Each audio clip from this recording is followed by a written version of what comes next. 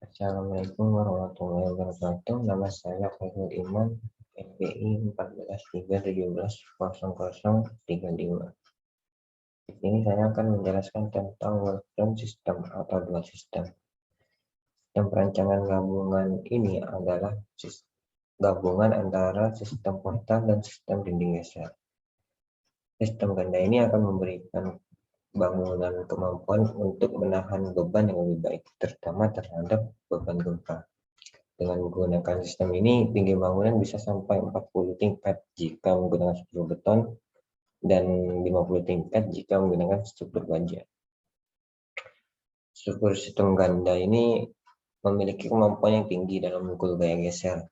Pada sistem gabungan antara portal dan dengan dinding geser disebabkan adanya interaksi antara keduanya. Interaksi tersebut terjadi karena kedua sistem tersebut mempunyai perilaku defleksi yang berbeda. Akibat beban lateral, dinding geser akan berperilaku flexural atau bending mode, sedangkan frame akan berdeformasi dalam shear mode. Dengan demikian, gaya geser dipikul oleh frame pada bagian atas dan dinding geser memikul gaya geser pada bagian bawah. Menurut standar perencanaan gempa untuk struktur gedung SNI 031725/2002, ruang pemikul momen harus sesuai dengan ketentuan dalam tata cara perhitungan struktur. Struktur beton untuk bangunan gedung RSNI 032847/2002 dan harus mampu memikul sekurang-kurangnya 25% dari keseluruhan beban lateral.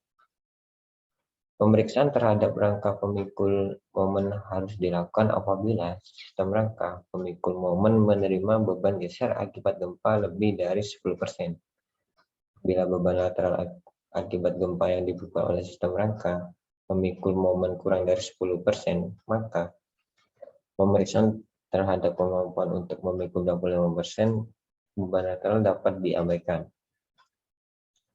Ada beberapa syarat-syarat untuk menggunakan struktur ganda.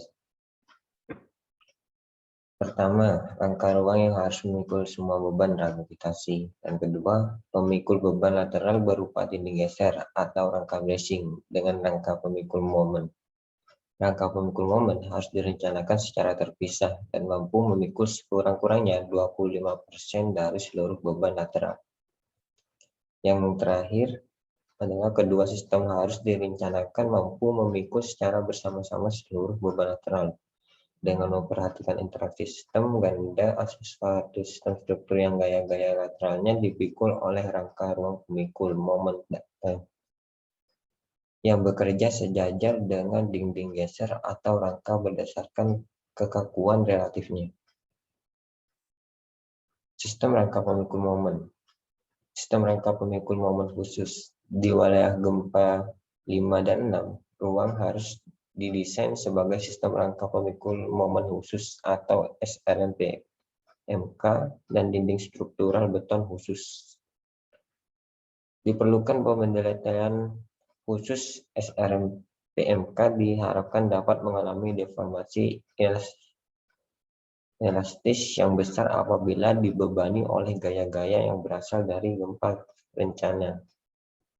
SRMP-MK memiliki RM di 8,5 dan M 5,2. RM di sini adalah reduksi maksimum dan M di sini adalah elastisitas gempa. Sistem rangka pemikul momen menengah atau SRMP-MM. Di wilayah 3 dan 4, sistem rangka pemikul menengah dan dinding struktural beton khusus tidak perlu pendetailan khusus. Diharapkan dapat mengalami deformasi elastis secara moderat akibat gaya gempa rencana. SRMP-MM memiliki reduksi maksimum 6,5 dan elastisitas gempa 4,4.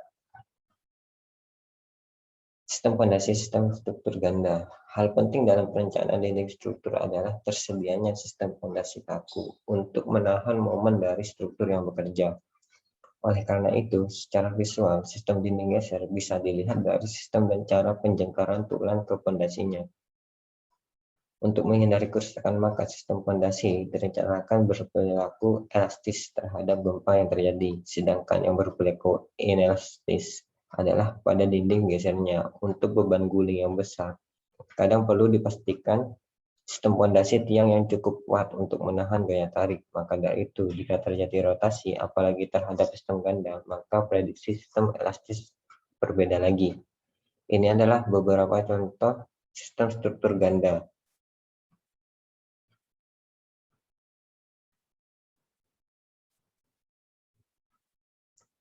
Cukup sekian penjelasan dari saya. Kurang lebihnya saya mohon maaf. Terima kasih. Assalamualaikum warahmatullahi wabarakatuh.